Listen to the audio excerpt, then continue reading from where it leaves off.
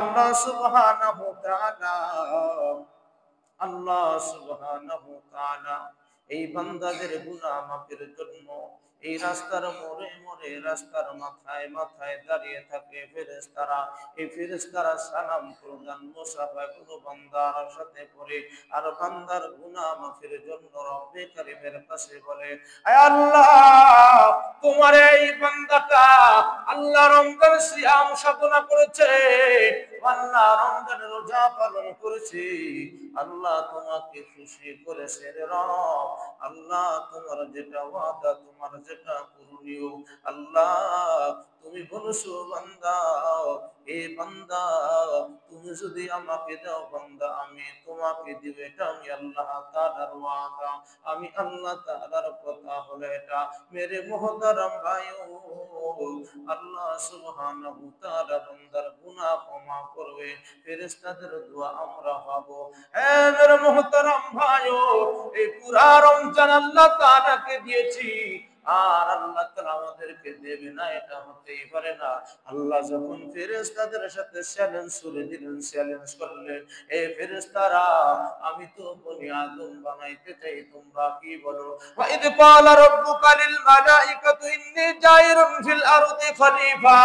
এ ফেরেশতারা, এ তোমাদের কাছে পরামর্শ চাই, আমি দুনিয়াতে বনি আদম বানাইতে চাই, এ আদম সন্তান দুনিয়াতে পাঠাইতে চাই, তোমরা কি বলো?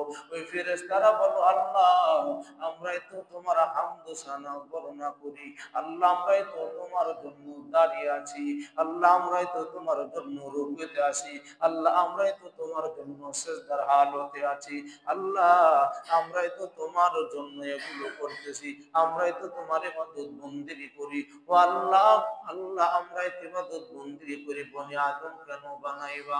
আল্লাহ তারা তো রক্তপাত ঘটাইবে, মারামারি কাটাকাটি দাঙ্গা হাঙ্গামা করবে, আল্লাহ দুনিয়ার জমিনে আইসা তারা ফিতনা ফাসাদ করবে, আল্লাহ শান্তি সৃষ্টি করবে, আল্লাহ কাটাকাটি দাঙ্গা হাঙ্গামা করবে, আল্লাহ তোমাকে ভুলে যাবে, আল্লাহ তোমার মাসকে ভুলে যাবে, ও আল্লাহ তোমার মাসের সাথে যারা এরকম ভাবে বেহাইজি করবে, আল্লাহ এরকম ভাবে তোমার সম্মান করবে না, তোমার মাসকে সম্মান করবে না।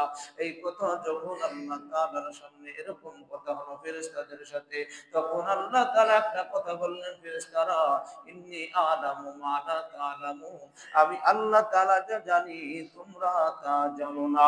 হে ফেরেশতারা, তাকায়া তাকায়া দেখ, এই মানুষগুলো রমজান মাসে সিয়াম সাধনা করেছে, এই মানুষগুলো পুরো রমজান ব্যাপী রোজা রেখেছে, হারাম খানা পিনা হালাল খানা পিনা বন্ধ করে দিয়েছে, হালাল বিবি ছিল তাও বিবির কাছে যায় নাই দিনের বেলা, এত সব কিছু বর্জন করেছে আমার জন্য, এটার উজরতার প্রতিদান কি হতে পারে?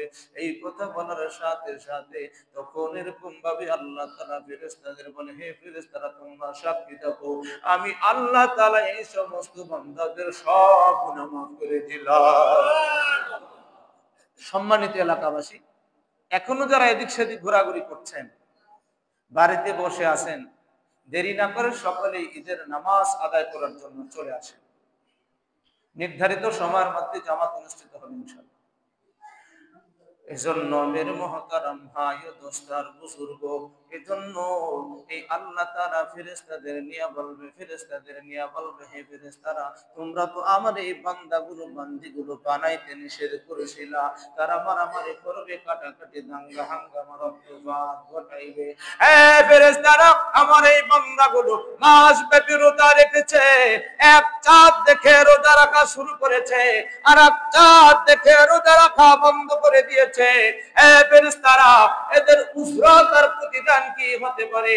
তখন আল্লাহ তাআলা বলে, ফেরেশতারা আমার ইজ্জতের কসম, আমার বুজুর্গের কসম, আমার জালালিয়াতের কসম, আমার ওয়াহদানিয়াতের কসম, ফেরেশতারা তোমরাই বলো কি হতে পারে?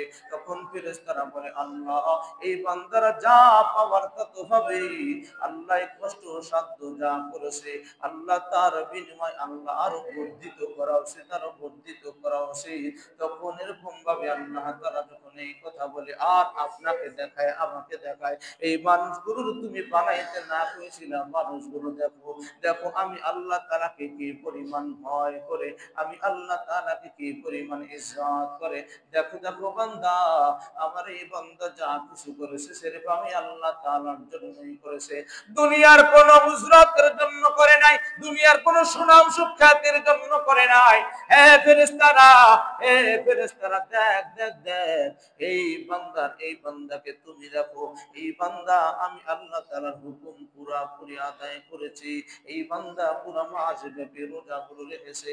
এই বান্দা দাঁড়ায় দাঁড়ায় কিয়ামুল লাইল অর্থাৎ তারাবি নামাজগুলো আদায় করেছে।